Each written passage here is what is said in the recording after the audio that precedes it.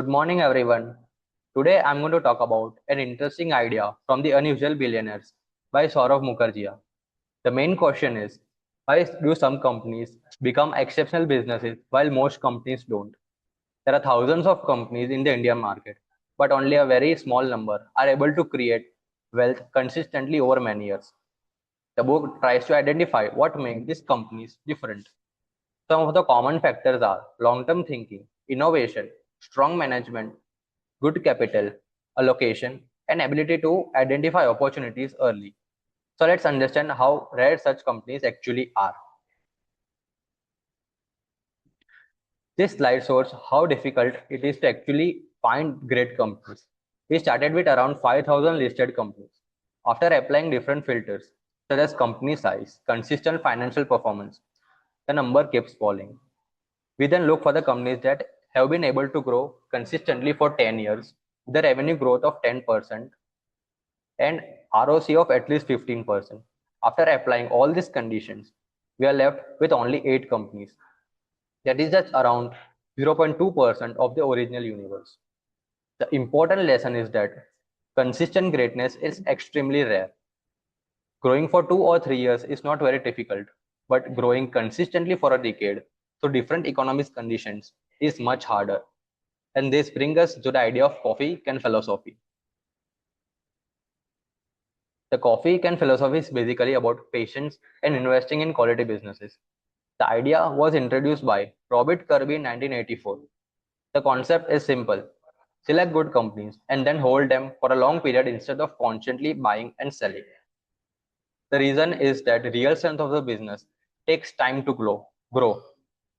In the short term, stock prices can be affected by news and the market sentiment. But over a long period, business quality and growth become much more important.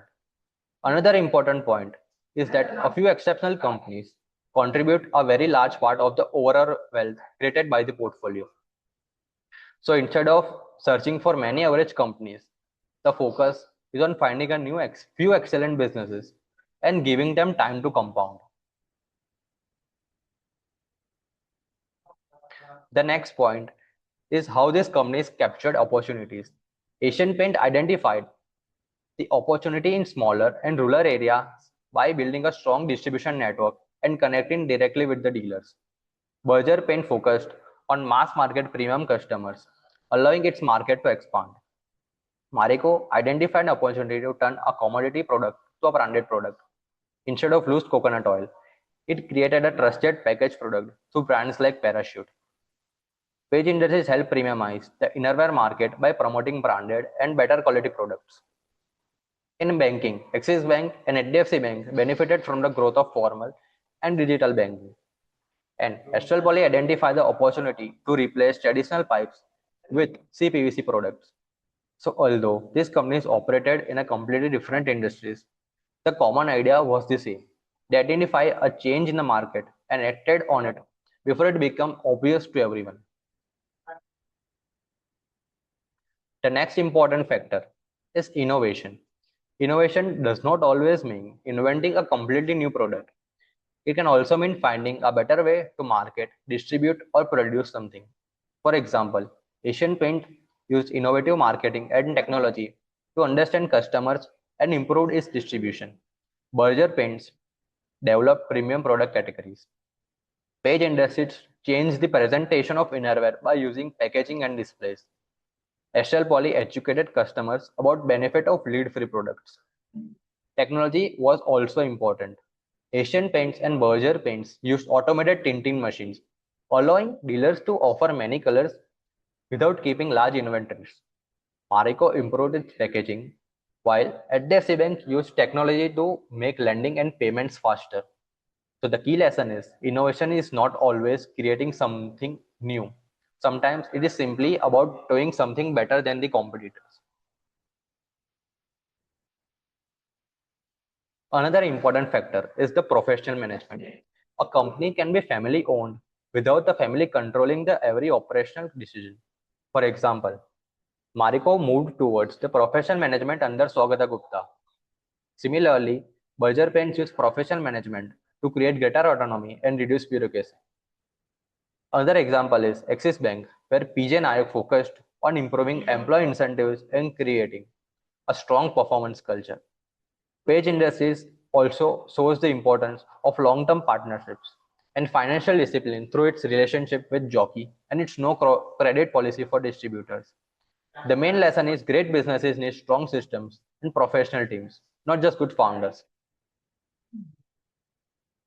Now, the final factor is the capital allocation. Capital allocations means deciding whether company's money should be used. A company can reinvest in the business, pay dividends, make acquisitions, or reduce the debt. For example, Asian Paints and Berger Paints have used their internal cash flow to support growth. Page Industries has followed a relatively high dividend payout approach. Axis Bank used acquisitions such as Enam Securities to expand its capabilities. And National Poly used acquisitions such as ResiQuick and Sale Expert to expand its product portfolio. There is no single correct method of capital allocation. The important thing is whether management uses the company's money in a way that it creates a long-term value. Now I'll pass on to the Tulsi.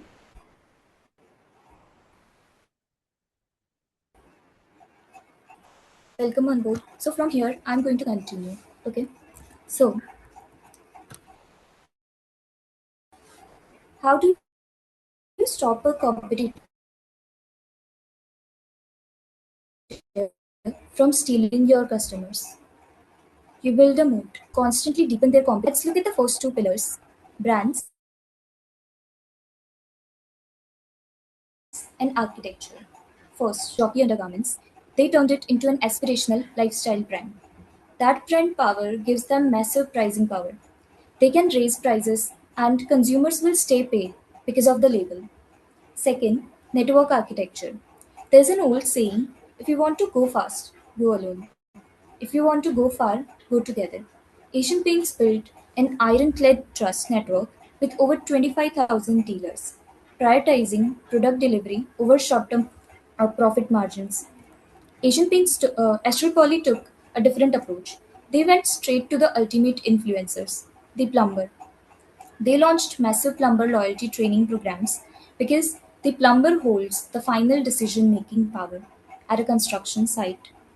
Cheaper competitors can't break into that ecosystem no matter how hard they try. The final two pillars of the competitive moat are strategic assets and innovation. Strategic assets are absolute operational control. Marico built a direct sourcing network that purchases coconut kernels straight from farmers. This completely eliminated middlemen and created an unassailable cost advantage, while an asset-light outsourced bottling model kept their fixed capital low. HDFC built a corporate salary clearing loop, locking in massive corporate salary accounts to secure millions of sticky retail customers and gain absolute cost of capital primacy. For innovation, these companies create continuous data loops. Asian Paints leverages unrivaled proprietary logistics, allowing them an inventory turnover of roughly 15 times a year, completely crushing the industry average. Decades of automated transaction data feed a predictive supply chain that is nearly impossible for a new entrant to match. Astral Poly focuses its innovation on global alliances, partnering with companies like Lubrizol to guarantee zero leak joints. Now, let's talk about their failures, because even titans stumble. What makes these companies great is not that they are perfect, but how fast they admit they were wrong. Marico tried to expand aggressively into the Bangladeshi soap market and launched Safola baked chips. It was a total flop and bled capital. Instead of doubling down of pride, they cut their losses and pivoted and went straight back to their core advantage in healthcare and healthy foods like oats. Axis Bank overexposed its loan book to high-risk, cyclical sectors like steel and power infrastructure before 2013, which caused major asset pain. Their correction? A complete strategic overhaul, shifting the entire bank towards low-risk retail mortgages and auto loans. The takeaway: elite outliers don't hide their scars, they categorize them immediately.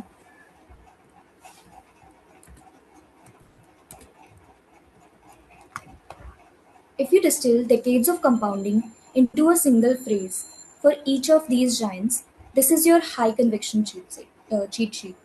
Asian Paints, a 70-year-old year maniacal focus on single product, powered by tech-driven predictive forecasting.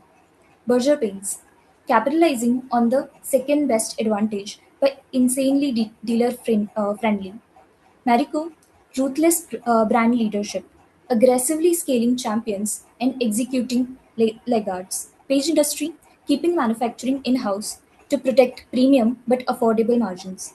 HDFC, extreme risk awareness, optimizing standard operations to generate massive returns without high risk. Astral Poly, return focused, capital allocation exclusively in the pipes business.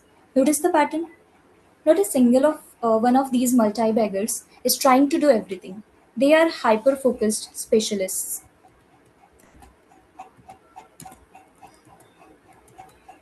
So, how do you find out the next 0.2% multi-bagger outlier? You stop listening to the TV anchors and you deploy this absolute filter.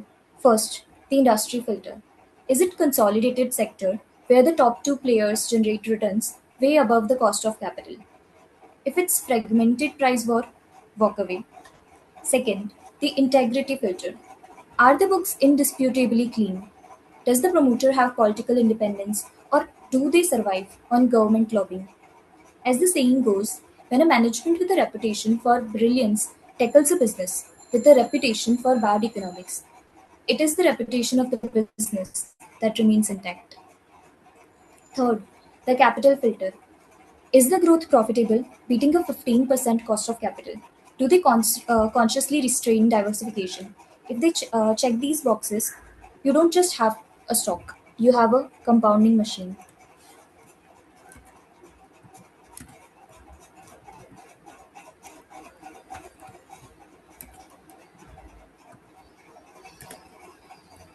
We live in an investing world drowned in noise. Algorithm trades in millions. News channels scream 24 by 7, and retail investors lose fortunes chasing the next shiny objects. But to reach a true multi-bagger wealth, you must master a different skill: the power to tune out the noise. True investing greatness does not require you to predict the future. It requires the discipline to look at the market's manic energy and choose to stand perfectly still. It is the discipline of the coffee can to buy world class excellence and leave it alone. And there's a profound moral to this entire 7-decade corporate study. In business and in life, you do not need to be best at 10 different things. You just need to do one single thing exceptionally well. Asian Paints didn't conquer India by building tech apps. They mastered paint. Astral didn't scale by entering real estate. They perfected plastic pipes. They picked their domain, built an impregnable fortress around it, and let the time do the heavy lifting. To quote the legendary Bruce Lee, I fear not the man who has practiced 10,000 kicks once, but I fear the man who has practiced one kick 10,000 times. Stop looking for the most complex investment. Find the company with the discipline to practice that one kick every single day. Filter the noise, back the specialist, trust the compounding machine, and let the outliers build your wealth. Thank you so much.